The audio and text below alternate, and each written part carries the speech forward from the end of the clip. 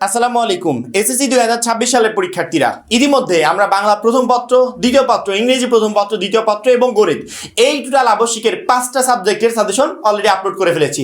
Board পরীক্ষার জন্য final suggestion, যেই সাজেশন ফলো করে তোমাকে এখন থেকে প্রিপারেশন নিতে হবে এবং যেই সাজেশন ফলো করে তুমি বোর্ড পরীক্ষার হলে যাবে, ইনশাআল্লাহ আমাদের ওই সাজেশনগুলো থেকেই 100% প্রশ্ন তুমি পরীক্ষার হলে কমন পাবে। এমনিতেই আমাদের এবার 2026 সালে শর্ট সিলেবাস, এই শর্ট সিলেবাসটাকে আমরা আরো শর্ট করে দিয়েছি, কারণ সামনে সময় একদমই অল্প। অলরেডি রুটিন পাবলিশড হয়ে গেছে, পরীক্ষার ডেটটাও আমরা জানি। সেক্ষেত্রে এই শর্ট টাইমে আরো কিভাবে বেস্ট প্রিপারেশন নেওয়া যায়, তার জন্য যা যা প্রয়োজন তার এভরিথিং আমরা আমাদের সাজেশনের মাধ্যমে শিক্ষার্থীদেরকে দিয়ে দিচ্ছি। এবং এর প্রত্যেকটা সাজেশনের পিডিএফ কপি আমাদের যে 310 টাকার কোর্সে তোমরা যুক্ত হয়েছো সেখানে দেওয়া আছে। পিডিএফ কপিগুলো তুমি চাইলে কম্পিউটার দোকান থেকে প্রিন্ট করে তোমার পড়ার টেবিলে প্রত্যেকটা সাবজেক্টের পিডিএফ গুলো রেখে দিতে পারবে। শুধুমাত্র পিডিএফ কপি না, প্রত্যেকটা সাবজেক্টের সাজেশনের পাশাপাশি প্রত্যেকটা সাবজেক্টের 2026 সালে যে সংক্ষিপ্ত প্রশ্নগুলো আসবে, অর্থাৎ নতুন সংযোজন, এই সংক্ষিপ্ত প্রশ্নের একটা করে পিডিএফ দেওয়া আছে, যে পিডিএফ গুলো থেকে তুমি সকল সংক্ষিপ্ত প্রশ্ন ইনশাআল্লাহ পরীক্ষার হলে কমন পাবে। সকল সাবজেক্টের সকল চ্যাপ্টার অ্যানালাইসিস করা জ্ঞানমূলক রোজাবনমূলক প্রশ্নের পিডিএফও এখানে দেওয়া আছে, যেখান থেকে তুমি পরীক্ষার হলে ক এবং খ নাম্বার প্রশ্ন কমন পাবে। আর গ এর জন্য তো আমি অধ্যায়ভিত্তিক সাজেশন দিয়ে দিচ্ছি। এছাড়া গ্রামার অংশে শর্টকাট টেকনিক, লিখিত অংশে শর্টকাট টেকনিক, পড়াশোনার রুটিন, এ প্লাস গাইডলাইন, অর্থাৎ একটা পরীক্ষায় এ প্লাস পাওয়ার জন্য যা যা প্রয়োজন সবকিছু আমাদের ওই একটা মাত্র কোর্সে দেওয়া আছে, যেই কোর্সের মূল্য মাত্র 310 টাকা। এই জন্য যারা কোর্সে এখনো যুক্ত হন, স্ক্রিনে যে নাম্বারটা দেখতে পাচ্ছ এই নাম্বারে 310 টাকা কোর্স ফি পাঠিয়ে এই নাম্বারেই হোয়াটসঅ্যাপে আমাকে জানাবে ভাই কোর্স ফি পাঠিয়েছি, সাথে সাথে তোমাকে গ্রুপে যুক্ত করে নিব, তখন থেকে তোমার প্লাস প্রস্তুতি শুরু হয়ে যাবে। আজকে আমরা ইসলাম শিক্ষার ফাইনাল সাজেশনটা দিব, যে সাজেশনটা তোমাকে বোর্ড পরীক্ষার জন্য ফলো করতে হবে। ইসলাম শিক্ষায় টোটাল 100 মার্কের পরীক্ষা হবে, যেখানে সৃজনশীলে থাকবে হচ্ছে 50, বহু নির্বাচনীতে 30 এবং সংক্ষিপ্ত প্রশ্নে থাকবে হচ্ছে 20। এই টোটাল 100 মার্কের পরীক্ষা হবে। আমরা সৃজনশীল, বহু নির্বাচনী, সংক্ষিপ্ত তিনটার জন্যই সাজেশন দিব, যেটা সামনের এই কদিন ফলো করতে পারলে ইসলাম শিক্ষায় তুমি ইনশাল্লাহ 100% প্রশ্ন কমন পাবে এবং বেস্ট একটা পরীক্ষা দিয়ে বাসায় আসতে পারবে। কিন্তু প্রত্যেকটা শিক্ষার্থী মনে রাখবে যে প্রতি বছর আমাদের যে সাবজেক্টগুলোতে সাধারণত সহজ সাবজেক্টে তুলনামূলক রেজাল্ট একটু খারাপ হয়, তার ভিতর একটা সাবজেক্ট হচ্ছে ইসলাম শিক্ষা। এতটাই ইজি করে আমরা দেখি, পরবর্তীতে পরীক্ষার হলে যাওয়ার পর দেখা যায় যে প্রচুর পরিমাণে রেজাল্ট খারাপ করে ফেলেছে। এই জন্য ইসলাম শিক্ষায় একটু বেশি করে ফোকাস দেওয়ার চেষ্টা করবে, এই সাবজেক্টে একটু ভালো মতো প্রিপারেশন নিয়ে পরীক্ষার হলে যাবে। আমাদের ইসলাম শিক্ষায় টোটাল 5টা চ্যাপ্টার আছে। এই 5টা চ্যাপ্টার থেকে প্রশ্ন আসবে কয়টা? 8টা। 8টার ভিতর থেকে লিখতে হবে কয়টা? 5টা। এখন 8টা প্রশ্ন আসবে, কিন্তু 8টা লিখতে হবে না, লিখতে হবে 5টা। এখন 5টাই চ্যাপ্টার আছে, যদি 5টার ভিতর 5টাই পড়ে যায় তাহলে 8টা প্রশ্নই কমন আসবে, ওর ভিতর থেকে বেছে বুঝে যে কোনো 5টা অ্যান্সার করতে পারবে। কিন্তু আমার কথা হচ্ছে সামনে সময় যেহেতু একেবারে শর্ট, সাবজেক্ট আর একটা না, সাবজেক্ট হচ্ছে অনেকগুলো। এই এতগুলো সাবজেক্টে প্রত্যেকটার পিছনে যদি আমি সমান করে টাইম দিতে যাই বা সকল চ্যাপ্টার পড়তে যাই, আমি কখনো সময় পাবো না, অর্থাৎ কোনো সাবজেক্টই ভালো মতো কমপ্লিট করতে পারবো না। এই জন্য পরীক্ষায় আসবে বা আমার 5টা প্রশ্ন লেখার জন্য চ্যাপ্টার পড়তে হবে এমন কিছু চ্যাপ্টার পড়ে গেলে যথেষ্ট, সকল চ্যাপ্টার পড়ার কোনো প্রয়োজন নেই। 5টা চ্যাপ্টার আছে, এখান থেকে তুমি 3টা চ্যাপ্টার পড়ে যাও, 5 সেট প্রশ্ন একদম ইজিলি কমন পেয়ে যাবে। সেখানে 1 নাম্বার, 2 নাম্বার, 3 নাম্বার এই 3টা চ্যাপ্টার পড়ে যাও। এই 3টা চ্যাপ্টার পড়লে তুমি এখান থেকে মিনিমাম 5টা প্রশ্ন কমন পাবে। ভাগ্য ভালো থাকলে এখান থেকেও 6টা প্রশ্ন কমন পেয়ে যেতে পারো, কিন্তু মিনিমাম 5টা প্রশ্ন যে কমন পাবে এই নিশ্চয়তা আমি তোমাকে দিচ্ছি। 1, 2, 3 এই 3টা চ্যাপ্টার পড়ে যাও, জাস্ট এই 3টা চ্যাপ্টার পড়লে চলবে। কিন্তু প্রত্যেকটা শিক্ষার্থী সাজেশন শুরুতে যদি আমার এই কথাটা বলা উচিত ছিল, তারপর আমি মিডিল পর্যায়ে বলে দিচ্ছি, শুধুমাত্র আমার এই ইউটিউবের সাজেশন ভিডিওগুলো দেখলেই হবে না। সাজেশন ভিডিওর পাশাপাশি তোমার জন্য গুরুত্বপূর্ণ একটা কাজ, সেটা হচ্ছে তুমি তোমার শর্ট সিলেবাসটাকে আগে সংগ্রহ করবে। অনেকে বলতে পারো ভাই শর্ট সিলেবাসে যে চ্যাপ্টারগুলো আছে আপনি তো বলেই দিলেন না, শুধুমাত্র এগুলো পড়লে হবে না, আর একটু কাহিনী আছে, মায়ের প্যাচ আছে। সেই মায়ের প্যাচটা হচ্ছে যেমন ধরো আকাইদ ও নৈতিক জীবন। এখন এই চ্যাপ্টারটা শুধু পড়লেই হবে না, তুমি যদি প্রত্যেকটা চ্যাপ্টার আমার দেওয়া এই চ্যাপ্টারগুলো অনুযায়ী, যে ভাইয়া আপনি 1 নাম্বার চ্যাপ্টার বলেছেন, আমি 1 নাম্বার চ্যাপ্টার পুরোপুরি পড়ে গেলাম, তাহলে তোমার শর্ট সিলেবাস তো থাকলো না। তোমার এইবার কিন্তু শর্ট সিলেবাস, সেক্ষেত্রে একটা চ্যাপ্টারের ভিতর অনেক অংশ আছে, অনেক অংশ নেই, অনেক পার্ট পড়ে যেতে হবে, অনেকগুলো পড়তে হবে না। শিক্ষা বোর্ড তোমাদের সিলেবাসে এগুলো উল্লেখ করে দিয়েছে যে 26 সালের এই শর্ট সিলেবাসে কোন কোন পার্ট দেওয়া আছে, কোন কোন অংশগুলো দেওয়া আছে এক একটা অধ্যায়ের ভিতর থেকে। সেক্ষেত্রে যে অংশটা আমাদের 26 সালে নেই, তুমি যদি এখন অধ্যায় ভিত্তিক পড়তে গিয়ে সবকিছু পড়ে যাও, সাথে ওই অংশটা পড়ে গেলে কিন্তু এখান থেকে প্রশ্ন আসবে না। তোমার বেছে বুঝে যে অংশগুলো দেওয়া আছে সেখান থেকে প্রশ্ন আসবে, ওইগুলো তোমাকে পড়তে হবে। এখন ওই অংশ কোনগুলো এগুলো বোঝার জন্য তোমাকে এই বইটা হাতে করার আগে, বা যে কোনো সাবজেক্টের বই হাতে করো, সেই বইটা হাতে করার আগে শর্ট সিলেবাসটাকে হাতে করতে হবে। কারণ কি, শর্ট সিলেবাসে উল্লেখ করা আছে কোন পার্টটা আছে, কোনটা নাই, কোনটা পড়তে হবে, কোনটা পড়তে হবে না। ওইগুলো দেখে যে অংশটুকু পড়তে বলা হয়েছে শুধুমাত্র ওই অংশটুকু তোমাকে পড়তে হবে। এইভাবে বেছে বুঝে দেখবে একটা চ্যাপ্টারের ভিতর অনেক অংশ বাদ, আবার অনেক অংশ আছে, যে অংশ আছে সেই অংশ থেকে তোমার কোশ্চেন হবে। তাহলে যে অংশ নাই ওই অংশ আমি পড়বো না, ওই অংশ পড়তে গেলে তো আমার হয়তো সময় নষ্ট। যে অংশ আছে সে অংশটা সুন্দর করে পড়বো, তাহলে ওইখান থেকে এমসিকিউ সিকিউ আমার টোটালি পরীক্ষার হলে কমন থাকবে, প্লাস সংক্ষিপ্ত প্রশ্ন কমন থাকবে। এই জন্য আমরা যে সাজেশনগুলো রেডি করেছি প্লাস যে পিডিএফ গুলো রেডি করেছি, এই পিডিএফ গুলো আবার তোমাদের যে শর্ট সিলেবাস আছে অর্থাৎ এই বছরে যে যে অংশগুলো দেওয়া আছে এই অংশগুলোর উপর ডিপেন্ড করে রেডি করা হয়েছে। সেক্ষেত্রে ওইগুলো তুমি ফলো করলে তোমার কোনো ধরনের কনফিউশনে পড়তে হবে না। তারপরেও যখন যে সাবজেক্টটা পড়বে ওইটার শর্ট সিলেবাসটা সামনে নিয়ে দেখবে কোন কোন অংশগুলো আছে সেগুলো তোমাকে পড়তে হবে, আর যেগুলো নাই ওইগুলো স্কিপ করে বাইরে রেখে দিবে।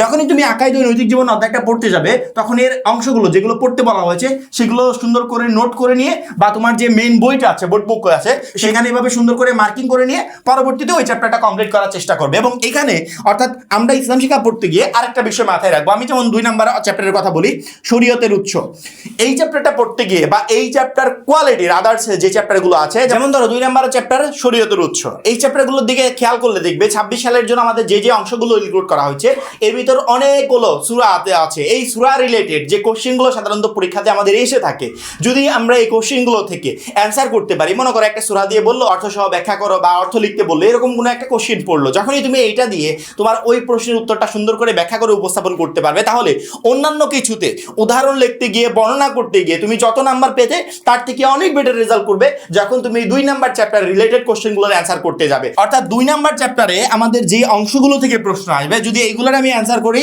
সেক্ষেত্রে আমার সম্ভাবনা থাকবে 10-এর ভিতর 10 পাওয়ার। সাধারণত সৃজনশীল যত ভালো করেই লিখি একটা শিক্ষক 10-এর ভিতর 10 দিতে গেলে অনেকটা নাক শিক্ষক যে একটা শিক্ষার্থী ভালো লিখেছে তারপরে 10-এর ভিতর দেখা গেল 9 দিয়ে দেয়, মানে পুরো হয়েছে 9 দিয়ে দেয়, 8 দিয়ে দেয়, অনেকে 7 পর্যন্ত দিয়ে দেয়। এক একটা প্রশ্ন থেকে যদি 2 এবং 3 নাম্বার করে কাটা যায় তাহলে খেয়াল করে দেখো তোমার 5টা প্রশ্ন থেকে 10 নাম্বার এমনি কাটা, যদি 3 করে কাটা যায় 15 নাম্বার এমনি কাটা। অর্থাৎ এই ধরনের ঝামেলা আমরা কেন পড়বো? যে এই অংশগুলো থেকে অ্যান্সার করলে পুরোপুরি নাম্বার পাওয়ার সম্ভাবনা আছে সেগুলো থেকে করার চেষ্টা করবো। যদিও সকল শিক্ষক এক না, অনেক শিক্ষক ভালো লিখলে বা ভালোভাবে লেখাগুলো উপস্থাপন করলে তারা পুরো নাম্বারটাই দিয়ে দেয়। তারপরে এই দিকে আমরা খেয়াল রাখবো, কারণ কি ইসলাম শিক্ষায় প্রতি বছর ভালো পরীক্ষা দিয়ে এসেও শিক্ষার্থীরা খারাপ রেজাল্ট করে। এখন কি কারণে করে এর ব্যাখ্যা আমরা আজ পর্যন্ত জানতে পারি নাই, হয়তো কোনোদিন জানতেও পারবো না। তারপরে আমরা ইসলাম শিক্ষাতে সবাই একটু সতর্ক থাকার চেষ্টা করব। টোটালি 5টা চ্যাপ্টার পড়ে কোনো দরকার নেই, আমরা 1, 2, 3 এই 3টা চ্যাপ্টার যদি সুন্দর করে কমপ্লিট করে পরীক্ষার হলে যাই মিনিমাম 5টা প্রশ্ন এই 3টা চ্যাপ্টার থেকে আমি কমন পেয়ে যাব, আর 2টা চ্যাপ্টার প্রয়োজন নেই। 3টা চ্যাপ্টার ভালো করে পড়বো, যে অংশগুলো 26 সালের শর্ট সিলেবাসে ইনক্লুড করা হয়েছে সেই অংশগুলো দেখে যাব ইনশাআল্লাহ। ওখান থেকে তোমার গ এবং ঘ নাম্বার প্রশ্ন কমন চলে আসবে, গ এবং ঘ নাম্বার প্রশ্ন, অর্থাৎ শুধুমাত্র গ এবং ঘ এর জন্য অধ্যায়ভিত্তিকভাবে এই 3টা চ্যাপ্টার পড়ে যাবে। এখন বলতে পারো তাহলে ক এবং খ কমন পাবো কোথায়? কারণ কি গ খ তো সৃজনশীল এমনি বানিয়েও লেখা যায়, কিন্তু ক খ তো লেখা যায় না। ক খ মানে মেইন ঝামেলা, ক খ যদি কোনো প্রশ্নের কমন পড়ে গ ঘ ওইটা এমনিতে লেখা যায়। এখন এই ক খ যে মেইন ঝামেলা, এই মেইন ঝামেলার সমাধানই আমি সবার আগে করে রেখেছি। কিভাবে করে রেখেছি?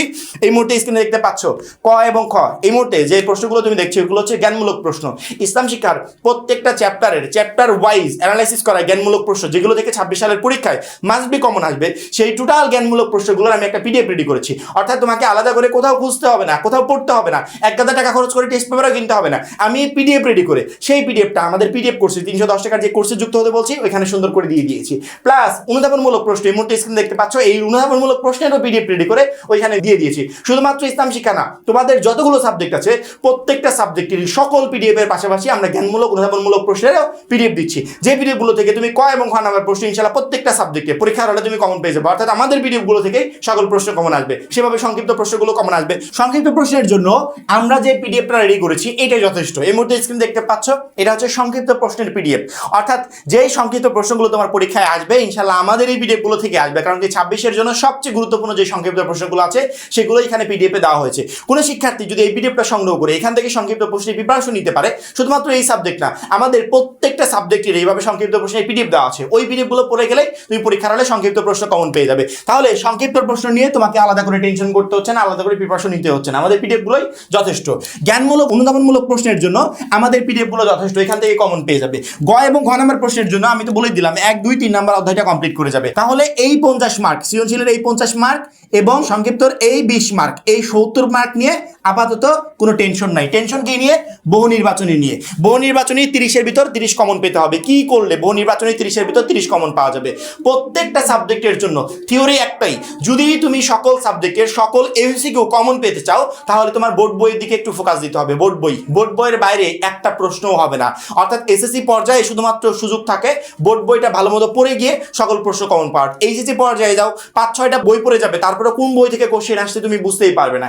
এই জন্য এসএসসি পর্যায়ে যে সুযোগটা আছে, অর্থাৎ বোর্ড বইটা কমপ্লিট করে গেলে আমি পরীক্ষার হলে ইজিলি সকল প্রশ্ন কমন পেয়ে যাবো, সেক্ষেত্রে বোর্ড বইয়ের উপর ফোকাস করতে হবে। প্রত্যেকটা শিক্ষার্থী প্রথমত মূল বইটাকে সুন্দর করে রিডিং করবে, ইম্পর্টেন্ট লাইনগুলোকে আন্ডারলাইন করবে, বারবার করে ওই অংশগুলো রিভিশন দিবে। যখন তুমি বারবার করে রিভিশন দিবে তখন টোটাল বই সম্পর্কিত একটা ধারণা তোমার মাথার ভিতরে চলে আসবে। তখন তুমি কি করবে, বিগত 5 বছরের যে বোর্ডের এমসিকিউ গুলো আছে, যেগুলো বিগত 5 বছর বোর্ড পরীক্ষায় আসে, ওইগুলো তুমি সলভ করবে। এখন বলতে পারো ভাই বিগত 5 বছরের বোর্ডে এমসিকিউ কোথায় পাবো, এগুলোর জন্য তো আলাদা করে টেস্ট পেপার কিনতে হবে। একদমই দরকার নাই।